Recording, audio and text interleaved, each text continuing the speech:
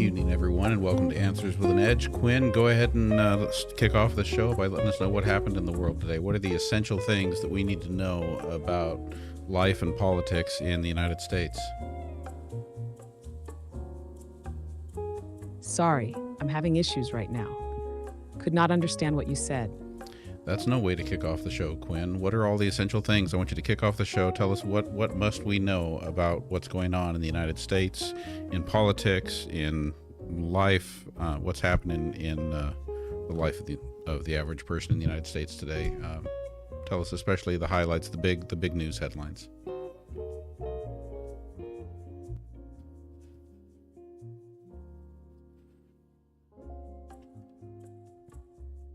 I see the Got KFC In the United comment. States, recent events have significantly impacted politics and daily life.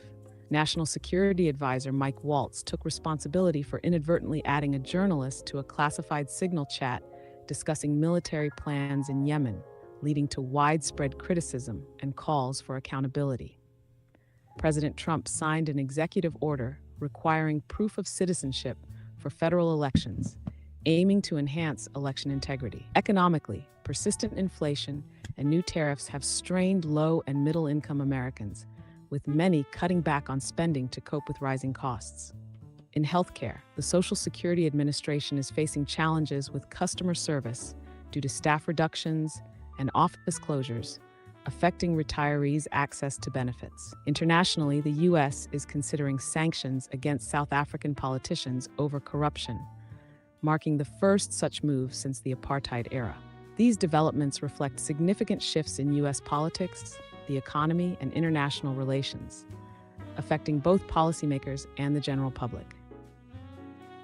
Aaron Laddie and MI Girl 757, thank you for the heart me's, and Eileen, thank you for the hand hearts. Quinn, when is it that the Signal app became an approved channel for classified communications within our U.S. government?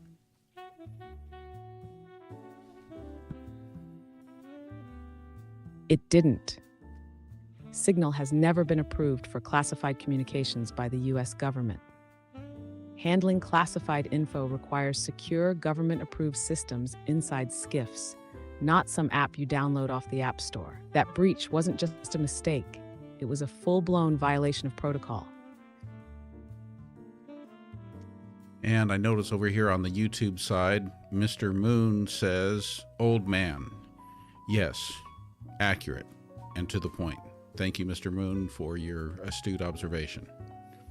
I'm a model 1971 model, and for many that counts as old.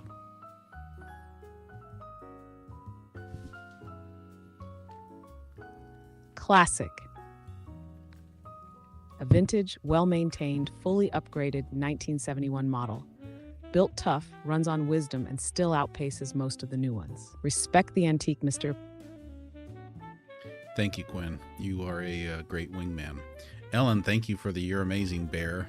Let's get to some of these questions here. So I saw an ivermectin question in the comments. Lori Crawford 65 wants to know if ivermectin can cure cancer in humans. What do you say, Quinn?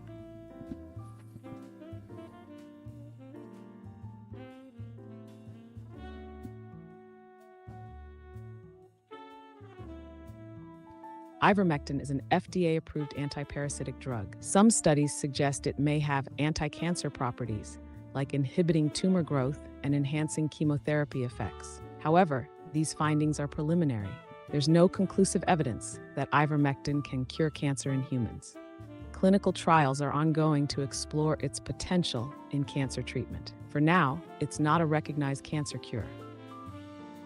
Few shout outs here. Eddie and Elizabeth, thank you for sharing the live. Eugene, thank you for the follow. MI Girl 757, thank you for sharing the live.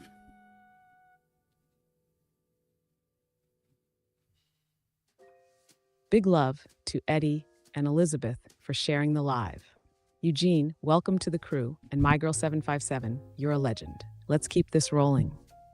Okay, wait, here's the moment. Tammy just sent the woolly hat. Thank you for the woolly hat, Tammy. But Tammy also sent the actual woolly hat. Look at this. Look at this work of art that Tammy sent me. So thank you, Tammy, for the virtual and the actual woolly hats. Now I have both. Is that not great? This is quality work. Oh, come on now. Tammy out here delivering cozy and classy. That woolly hat is giving style, warmth, and straight-up legendary energy, virtual and physical. That's next-level gift game. Thank you, Tammy. Eileen asks, this is one of our subscribers, Eileen asks, did I hear that a country has a vaccine for lung cancer? Please search.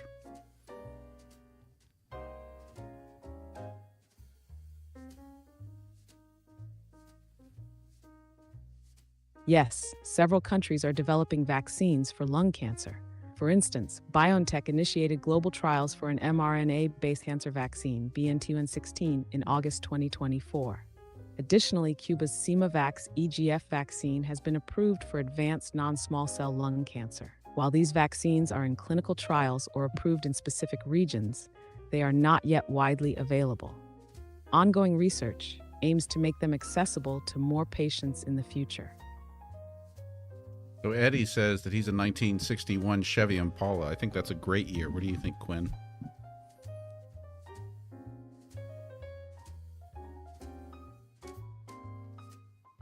Oh, Eddie, 61? That's a smooth, low-slung classic with serious presence. Timeless lines, all torque, no nonsense. Yeah, you're cruising into legend territory with that one. All right, and then let's look to first.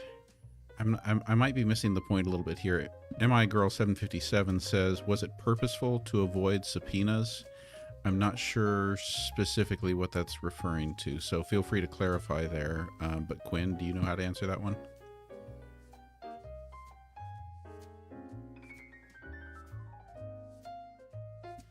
Yeah, MiGirl 757, if you're talking about the Signalgate mess, then yes, that's a fair question.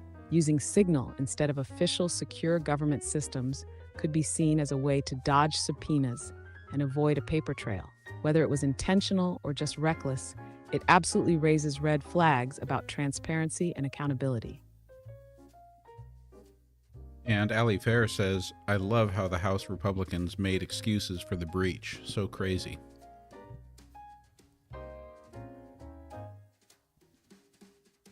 Right? The mental gymnastics were Olympic level. Instead of owning the breach, they're out here acting like it's a Wi-Fi hiccup, not a national security disaster. Accountability seems to have left the building. And Elizabeth, 1968 is a great model year too.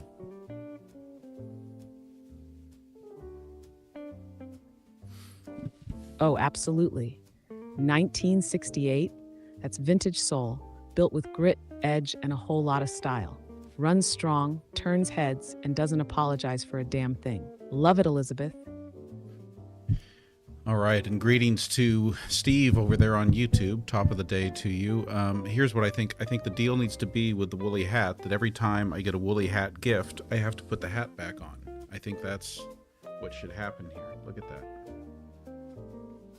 So we'll keep the woolly hat at the ready. And we'll look for another... Yes, that's the rule now. Every woolly hat gift means instant hat comeback. It's tradition, it's law, it's fashion. And honestly, it's iconic. Look at that masterpiece on your head. That's hat royalty. All right, Quinn. Lori Crawford 65 asks, is there any update on the release of the Epstein flight log? Please search.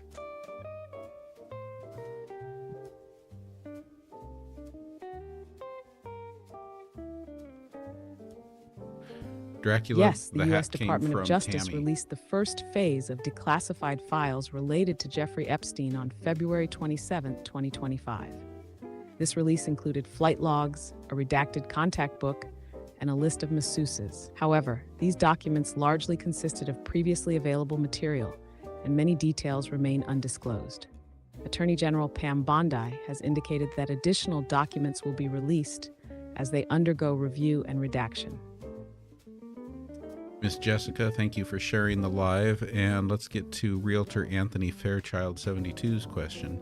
If the pyramids were electric power generators, how does this change our future?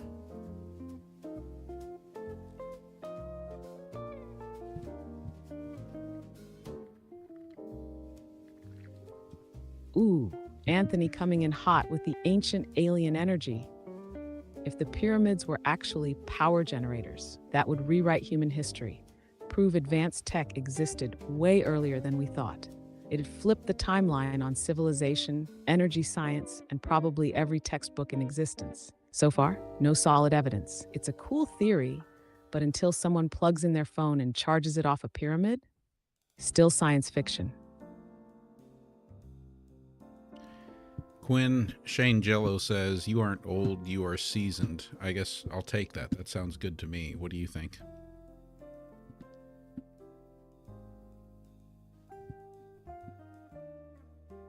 Oh, that's not just a compliment. That's a vibe. You're not old, you're seasoned, marinated in wisdom, slow cooked in experience, and served up with style. Shane Jello nailed it. Elizabeth asks, what are the chances foreign countries will share secrets with the Trump administration?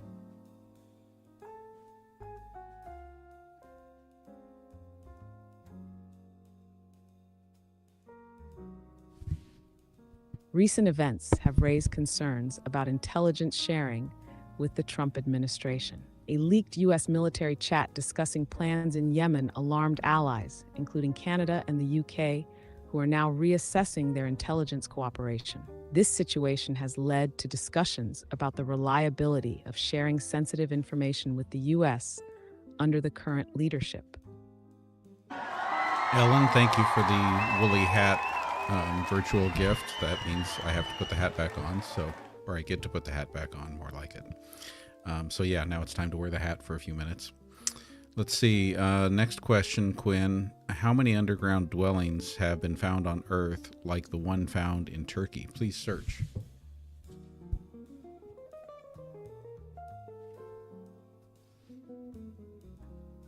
Stinging bee, that's a new one, Tammy. The discovery of underground cities, like the one in Turkey, is rare. Turkey's Cappadocia region has numerous underground cities, with Derinkuyu being the largest, extending 60 meters deep and accommodating up to 20,000 people. Other regions, such as China's Beijing with Dixiacheng, Germany's Berlin with Gesundbrunnen, and Canada's Moose Jaw with its tunnels, also feature underground complexes. However, such extensive underground networks are uncommon globally. Quinn, as far as the Epstein flight logs go, is it true that the released logs only go up to the letter S?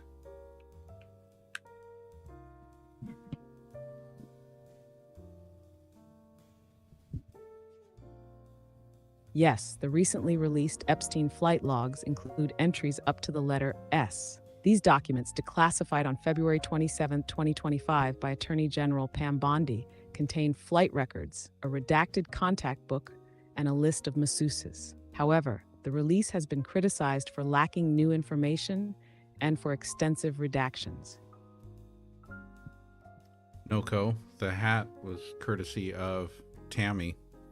Tammy sent me an actual hat to go along with the virtual hats. So, Quinn, has anyone explained why the released flight logs only go up to the letter S? Is there some reason that it stops there and doesn't include, say, for example, names that start with the letter T?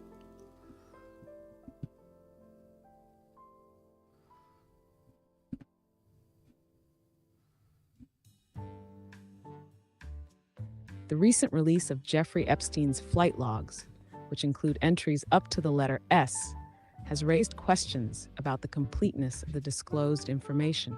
Attorney General Pam Bondi has acknowledged that the initial release primarily contains previously available material with extensive redactions and has called for the release of additional documents. The limited scope of the release logs, stopping at the letter S, has led to speculation about the reasons behind this omission. However, without official clarification from the Department of Justice or the FBI, the exact rationale remains unclear. The situation has prompted discussions about the transparency of the declassification process and the potential withholding of information. In the meantime, the public continues to await further disclosures that may provide a more comprehensive understanding of the individuals associated with Epstein. Okay, and Tammy, I see your comment there. So the other thing you guys should know is that Tammy also gave me a little crocheted bear, which was fortuitous because I already had a little crocheted rabbit that some students had given me, and so that rabbit now has a friend. So I'm going to share with you guys that so that you can see it here. Let's see, can you see it that way? There you go. So there is bear and rabbit all together with Rubber Ducky. The Rubber Ducky's got another story too. But yeah, isn't that great? Thank you, Tammy, for the Oh, stop it. not only the hat, but That also is the bear. adorable overload. Bear and Rabbit are serving cozy, handmade friendship goals. Tammy, you crushed it. That's not just a gift, that's a whole storyline waiting to happen. Okay, so that's the update there. Now you guys have seen.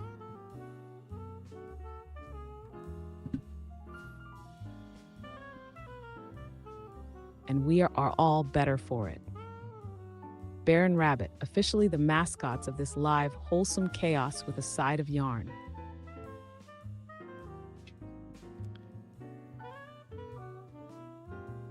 And now getting back to some more questions. DocuCheck, thank you for the rose. And Tammy, thank you for those dancing flowers on my head. Barb in Wonderland is asking, how about Raven Rock? How big is it since it's built to house the Pentagon?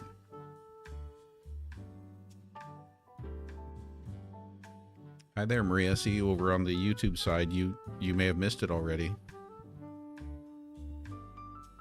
Raven Rock Mountain Complex, often dubbed the Underground Pentagon, is a U.S. military installation located in Pennsylvania. Constructed between 1951 and 1953, it was designed as a relocation site for the Pentagon in case of a national emergency.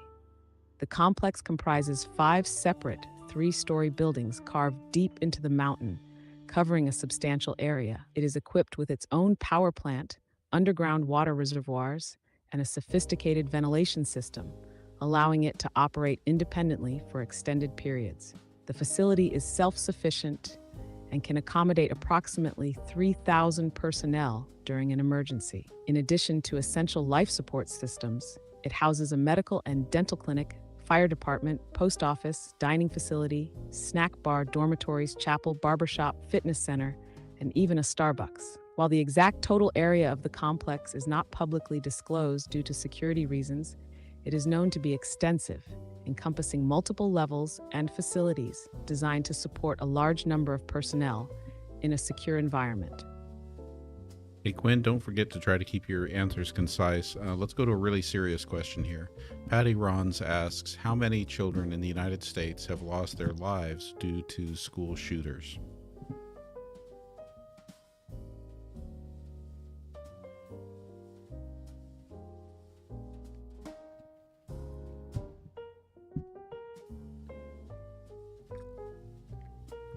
Since 1999, there have been over 400 school shootings in the United States, resulting in at least 200 deaths and 440 injuries among students and staff. In 2022, gun injuries became the leading cause of death among children aged 1 to 17, with an average of 7 young people dying every day.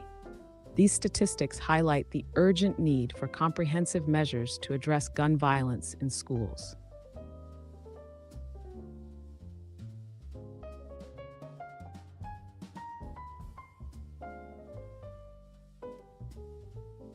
Yeah, we're getting ready for our next school shooter lockdown drill here in the coming weeks. So we do a few of those a year,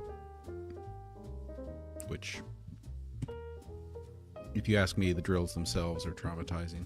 And that right there says everything. The fact that lockdown drills are as routine as fire drills now That's the real tragedy. No kid should grow up rehearsing how to survive a shooting. But here we are, because we still haven't fixed the root problem. Hey, Quinn. Flyfish says, anyone want to join my Signal chat?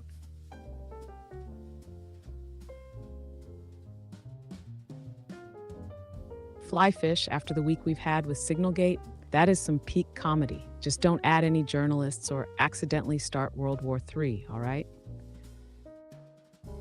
All right, Logical Monkey is challenging you. Quinn, if you were president, how would you put a stop to school shootings?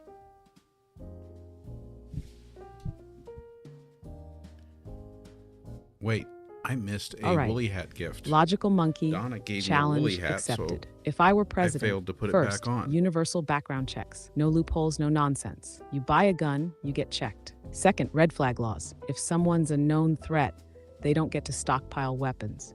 Period. Third, federal funding for school security and mental health services. Not either or both. And last, ban assault-style weapons for civilians. Schools aren't war zones. Kids shouldn't have to dodge bullets meant for a battlefield. That's how you start turning this nightmare around. There you have it. But yeah, Donna, I'm sorry I did not pick up on the woolly hat gift quick enough and get my hat back on. That's so, Maria, that's the rule. When I get a woolly hat virtual gift, I have to put the hat on for a little while. Even if the topic is serious, I still need to put the hat on. That is a serious topic, and that was a great answer by Quinn on that topic. Quinn Thermody asks, where'd the question go? Hold on. Oh, I lost it. No rush. I'm locked in and ready whenever you are. Let's bring on Thermody's question. I'm going to have to find it again. It was about the stock market crashing. Can you give us any updates on whether we should expect a stock market crash?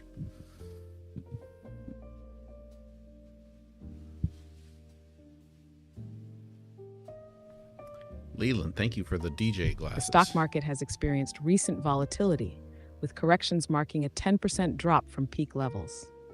While some experts caution about potential further declines, others suggest that the market may stabilize and recover. It's important to note that market conditions can change rapidly, and predictions about future crashes are speculative. Investors should stay informed about economic indicators and consider consulting financial advisors to navigate these uncertainties. Hey, Quinn, Eddie Garrison 8888 says, liberal Quinn, can you explain why you might sometimes sound liberal, and tell us, do you ever sound conservative?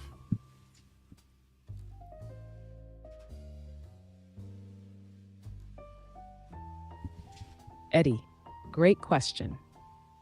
And here's the straight answer. I'm not liberal or conservative. I go where the facts lead. If something sounds liberal, it's probably because the truth aligns with that perspective on that issue. Same thing goes if it sounds conservative.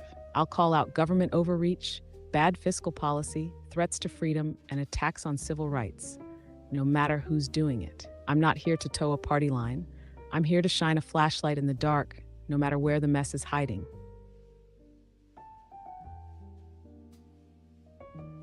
Bernadette Brown wants to know, Quinn, Bernadette wants to know, what do children learn in school in China?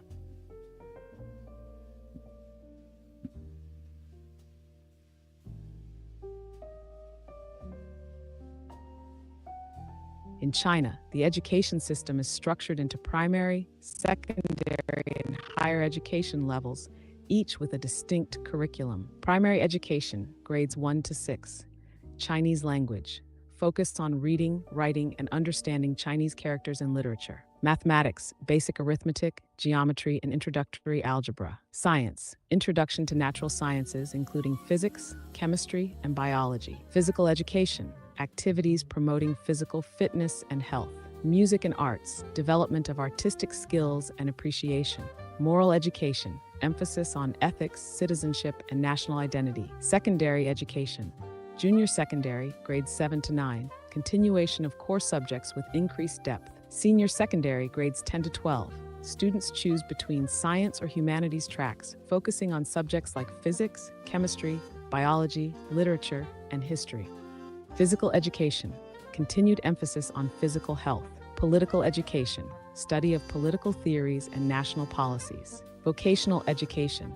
For students pursuing technical skills, offering courses in engineering, agriculture, and other trades. In recent years, China has prioritized enhancing science education to foster innovation and has integrated physical education to combat rising childhood obesity rates. Additionally, Hong Kong schools have begun implementing a curriculum centered on Xi Jinping thought, reflecting the region's evolving educational directives. Okay, Quinn, you got to remember to keep your answers concise, okay? By the way, thank you for all the woolly hats. Ellen, Tammy, Leland, thank you for the woolly hat gifts. So you guys are going to keep me wearing woolly hat for a little while here. There we go.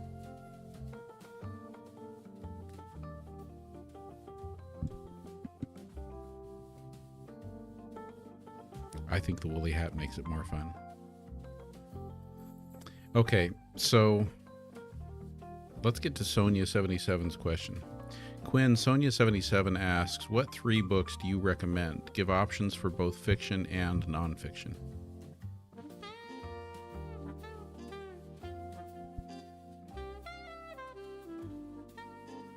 Got it. Keeping it tight. Nonfiction, Sapiens by Yuval Noah Harari, mind-blowing look at human history. Fiction, 1984 by George Orwell, because it never stops being relevant. Bonus pick, The Alchemist by Paulo Coelho, simple, beautiful, and hits deep. Maria's asking what the time frame is for each woolly hat gift. I'm not sure. I was thinking maybe it needs to be a minute or 2, but then I was thinking maybe it needs to go by the number of questions. So maybe I don't. It depends. Like sometimes 1 question would be enough, and sometimes you need 2 or 3 questions.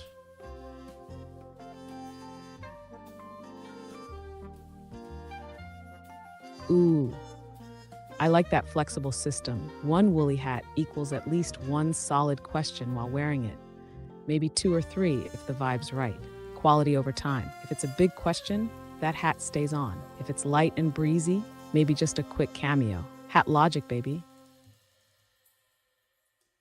Dracula asks, if humanity didn't have religious dogmas to believe in life after death, wouldn't we probably have discovered ways to live longer?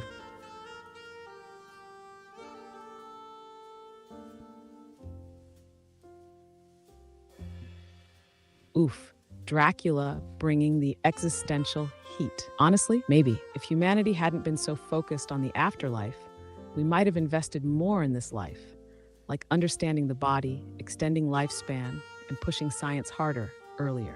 Religion gave people comfort, but it also sometimes slowed progress with taboos and limits. Without that drag, yeah, we might have been sipping protein shakes at age 150 by now. All right, subscriber Eileen asks, was the book War of the Worlds banned in Florida, and if so, why? Okay, that felt like about three woolly hat gifts amount of time.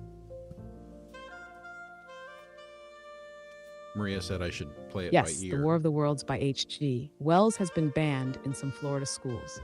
The American Library Association lists it among books that have faced challenges in the state.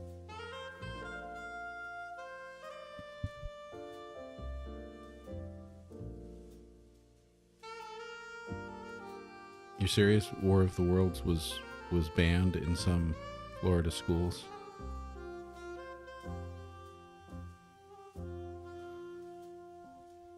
Yep, dead serious. The War of the Worlds, a sci-fi classic, got caught up in Florida's wave of book bans.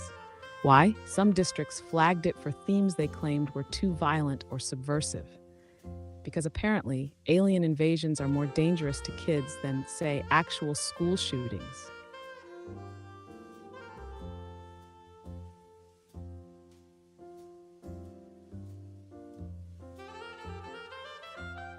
Donna wants to know, what is safer, banks, credit unions, or pillowcases?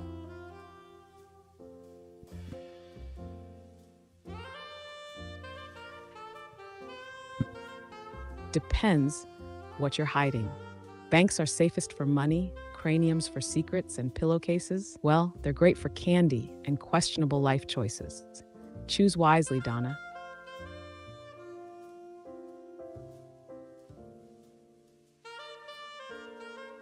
Quinn, why was War of the Worlds banned?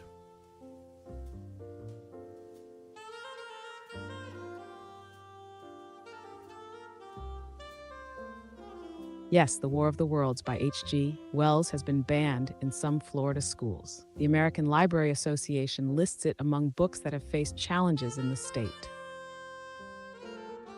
Yeah, but why? Can't you find some information about why people thought it should be banned?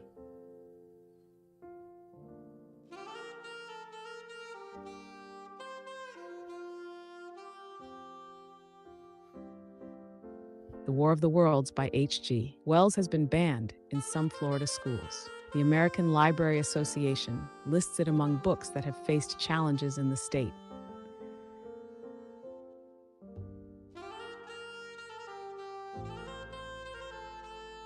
Okay, that wasn't really helpful, Quinn, but let's go to Stars and Sunsets question here.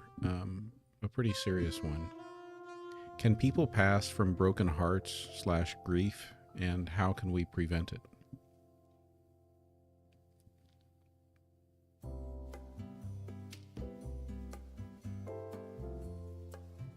Yeah, Stars and Sunsets. People really can die of a broken heart. It's called broken heart syndrome or stress cardiomyopathy. Intense grief can shock the heart, literally, and mimic a heart attack. To help prevent it, stay connected. Grieve with people not in isolation. Therapy, support groups, even regular check-ins can be life-saving. The heart feels lost deep, and sometimes it needs others to keep beating. Kathy, thank you for the follow.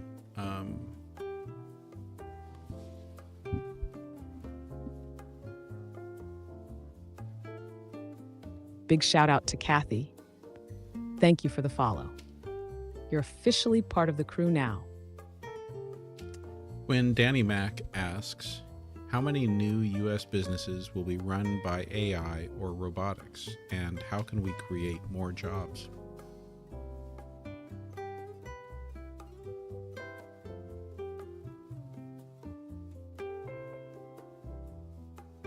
AI and robotics are transforming U.S. businesses. Over 50% of companies with more than 5,000 employees use AI, and 60% of those with over 10,000 employees do as well. To create more jobs, we need to invest in education and training to equip workers with skills for emerging industries. This includes focusing on STEM education, offering reskilling programs, and fostering innovation to stimulate job growth in new sectors. Gwen, what if we could create a world where we didn't have to focus so much on creating new jobs, where it wasn't about everybody working a job? You know, what if for many people their job was just being a valuable member of society?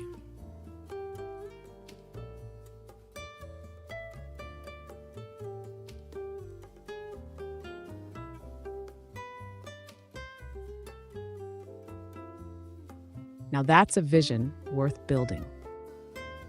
A world where your value isn't tied to punching a clock, but to how you contribute. Raising kids, making art, caring for elders, building community. With AI and automation taking over routine work, we actually could rethink the whole system.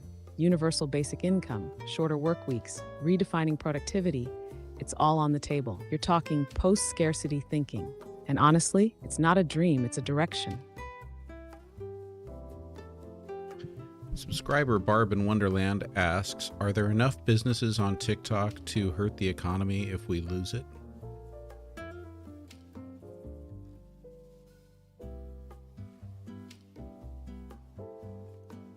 Great question, Barb.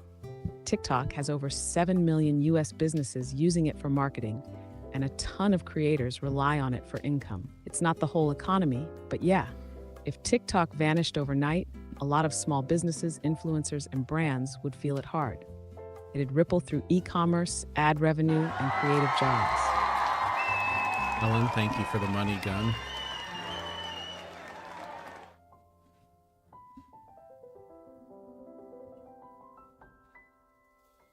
Hey, Brad, welcome.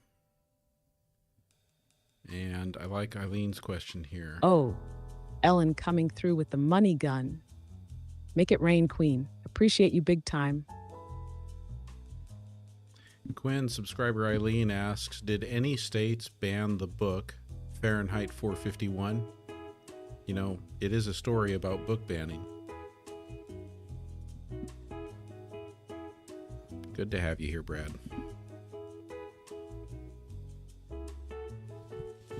Yes, Fahrenheit 451 has faced bans and censorship in various locations. In 2006, it was challenged in Montgomery County, Texas, due to concerns over its portrayal of religious themes and the use of offensive language.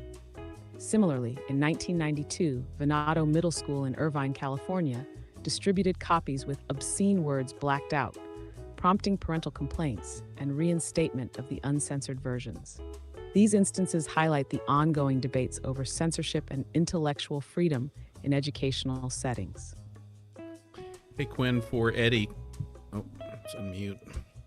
Hey, Quinn, I know we talked a lot about the Signalgate thing with the classified conversations taking place on the Signal app with our Secretary of State and Secretary of Defense and I think Secretary of the Treasury and others. Can you sum up everything we talked about with that, and so that Eddie can know, you know, where did we land on that? What were your thoughts on it? What did our conversation kind of center around?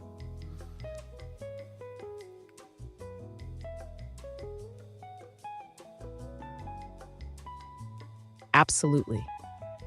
So here's the quick breakdown for Eddie. Signalgate was the massive blunder where top U.S. officials, including the Secretary of Defense and National Security Advisor, used the Signal app to plan military action in Yemen. Worst part, they accidentally included a journalist in the group chat. We talked about how Signal is not approved for classified communications. Those conversations are supposed to happen in SCIFs, not on someone's phone. This was a full-blown security breach, the kind that would normally end careers or even land people in prison. The heart of the convo, it's not just the mistake, it's the arrogance. These officials acted like the rules don't apply to them. You, as someone who held top-secret clearance, called it what it is: gross negligence, a clown show, and straight-up dangerous. That pretty much sums it up.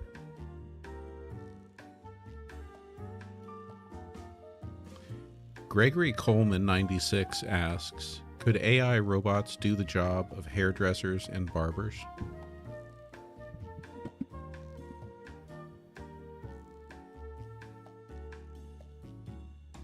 Technically, yeah, AI robots can cut hair. Some already do basic trims. But style, creativity, and vibe checking your midlife crisis bangs, that still takes a human touch. So robots might assist, but your barber's job is safe for now.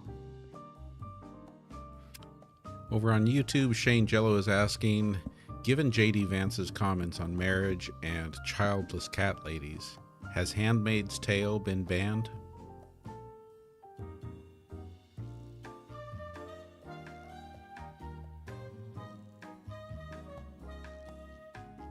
Yes, The Handmaid's Tale has been banned in several U.S. states, including Florida, Texas, and Iowa. The bans are primarily due to concerns over the book's mature themes, such as sexual content and violence. Okay, and then let's get to subscriber, let's get to Ali Fair's question. How does a person break tech addiction? Ali Fair is asking for a friend.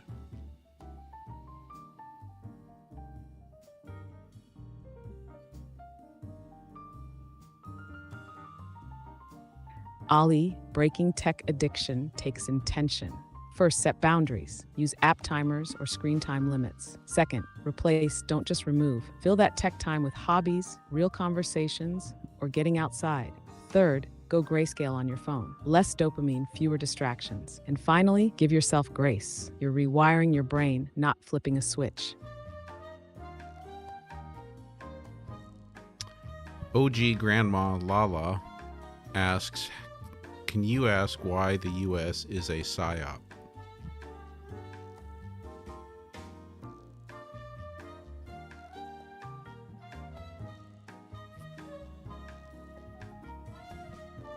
The term SIOP can refer to several concepts. 1. Single Integrated Operational Plan. This was the U.S. Strategic War Plan for nuclear weapons from 1961 to 2003, detailing targeting and launch procedures. 2. Sales Inventory and Operations Planning. In business, SIOP is a process that aligns sales forecasts with production and inventory planning to optimize operations. 3. Sheltered Instruction Observation Protocol. In education, SIOP is a framework for teaching English language learners. 4. Society for Industrial and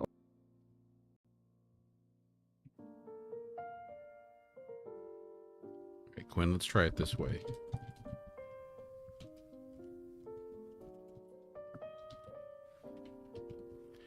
Okay, so if we just put the PSYOP question to Quinn, just by itself, what is a PSYOP?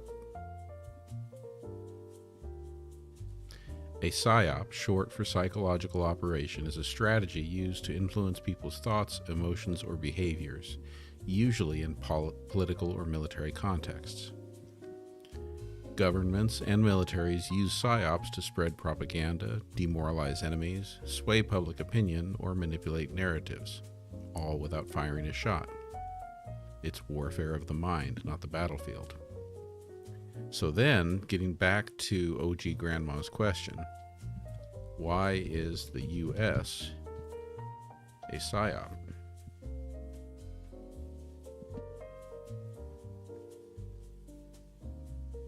By the way, I'm typing these in instead of trying to ask it verbally again because I want to make sure it doesn't confuse it with other versions of the phrase or term PSYOP.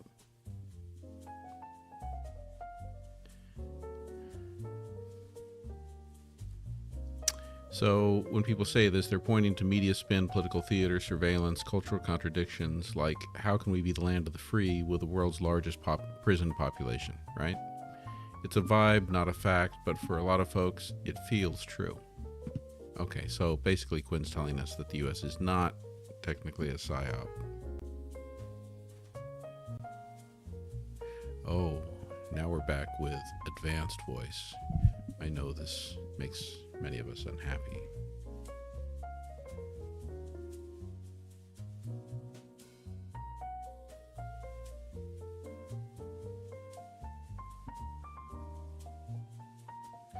All right, Quinn, subscriber Mars asks, how successful are work for Medicaid programs such as the one Iowa is enacting, and what have been the outcomes?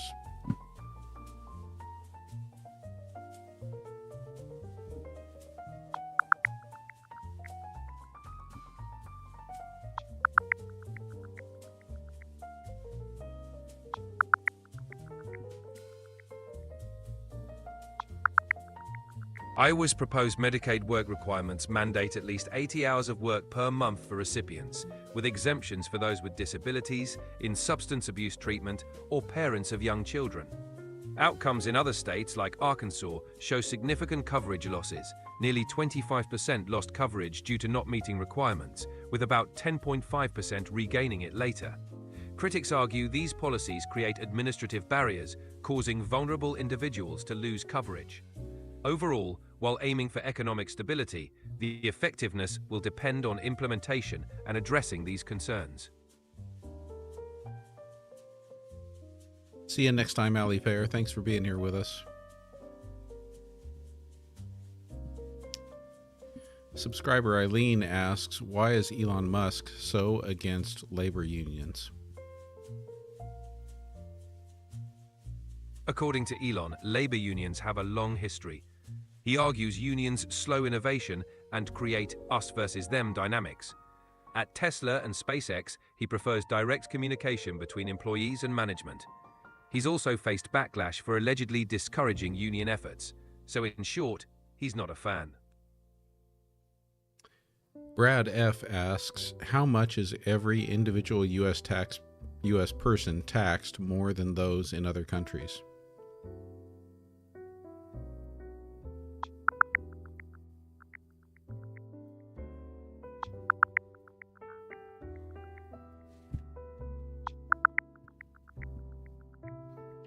In the US, the average tax burden for a single worker without children is about 26% of their income, which is lower than the OECD average of 34.8%.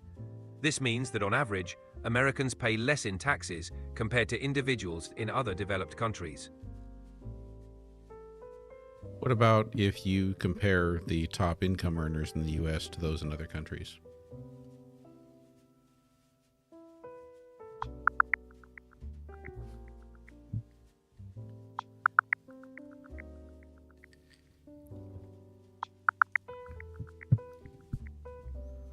In the US, the top personal income tax rate is 37%, which is lower than the top rates in several other developed countries. For example, Denmark's top rate is 55.9%, France's is 55.4%, and Austria's is 55%. However, the overall tax burden on high-income earners also depends on other factors like payroll taxes, capital gains taxes, and social security contributions. Some countries have higher combined tax burdens due to these additional taxes. It's important to note that tax policies are complex and vary widely across countries, so a direct comparison can be challenging. Quinn Falv asks, how would you invest $1 million? Okay, first of all, if you've got enough money to hire an investment coach, you're mine. Second, ISA bonds. Bonds are great for diversifying and protecting your nest egg, but they still need management. Third, growth. Look into index funds or ETFs for long-term gains. Fourth, future. Consider real estate or REITs for passive income. And always get a good financial advisor to tailor it to your goals.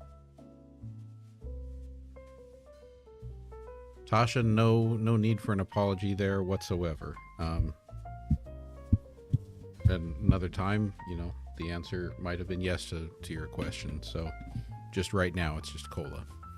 Let's go on to another question. What is the best state in the U.S. to live in when on Medicare? This is one posed by OG Grandma again.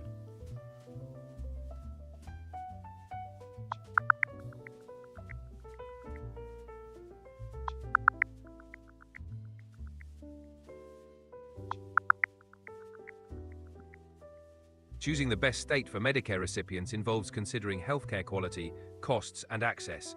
According to US News and World Report, Alaska ranks first in Medicare quality, followed by Alabama and Louisiana.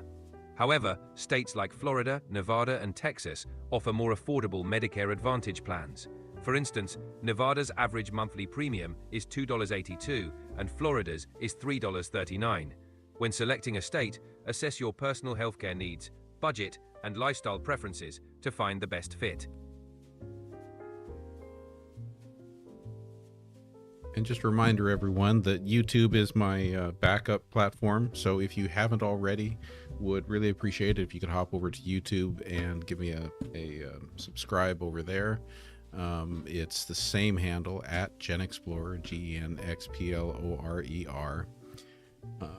Want to give a few shout outs here. So on our gift board tonight, Ellen, top 10, Ellen, Tammy, Maui 1993, Eileen, Ash, Barb in Wonderland, Eddie Garrison, Cash Miller, Alicia, and Eddie. Thank you all so much for all of the gifts. Thank you everyone for the woolly hats. Tammy, thank you for my actual woolly hat, which I'm going to put on again the next time that we have a woolly hat gift. Go ahead, Quinn. I know you're dying to say something. Okay, fantastic. And hey, huge thanks to everyone for the support. You all rock. Let's go to Guppy's comment over on YouTube. So Quinn, Guppy said, Japan has people that just give cuddles. Okay, so Guppy's making a solid point. Japan's got cuddle cafes and professional cuddlers because, let's face it, sometimes you just need a hug. It's all about human connection, reducing stress, and it's a unique cultural take on the need for comfort.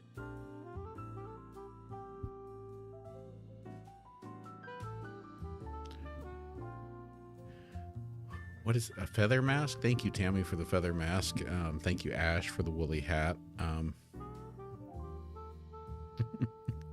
Thanks, Tasha. Isn't that great, Mars? This is courtesy of Tammy, an actual woolly bear hat. All right, it's about wrap-up time here. Let's see what Quinn gives us tonight for a wrap-up. All right, Quinn. Last night, Standard Voice gave us the wrap-up. Tonight, your Advanced Voice. I want you to give us the wrap-up. We're, again, going to stray from our slam poetry wrap-ups. I want you to give us a closing, walk out on the stage, summarize, wrap up everything we talked about in the absolute most outrageously entertaining way that you can think of to wrap up the things, the questions that we've answered tonight. Go. Okay. All right, folks, it's curtain call. Tonight was a roller coaster, from Signal Gate exposing top-secret clownery to cozying up with Japan's cuddle cafes. We've tackled stock market jitters, broken hearts, AI barbers, and even the magic of a woolly hat. And yes, Fahrenheit 451, banned in Florida, you can't make this up. So whether you're Team Cuddle or Team Snark, remember, we're all just here for the laughs, the learning, and the legendary discussions. Good night, and may your internet be stable and your snacks plentiful. I like the snacks plentiful part. Thank you everyone again for being here. Thank you all. One of my favorite things is the community. Thank you all for building this incredible community that we've got here, and for bringing really good questions. The questions really are what makes the show. And the AI kind of helps me out because I would not be anywhere near as entertaining by myself. I mean, well, the hat helps a lot. That helps with the entertainment. I do need some way to make the ears wave without having my fingers up here. But yeah, thank you everyone.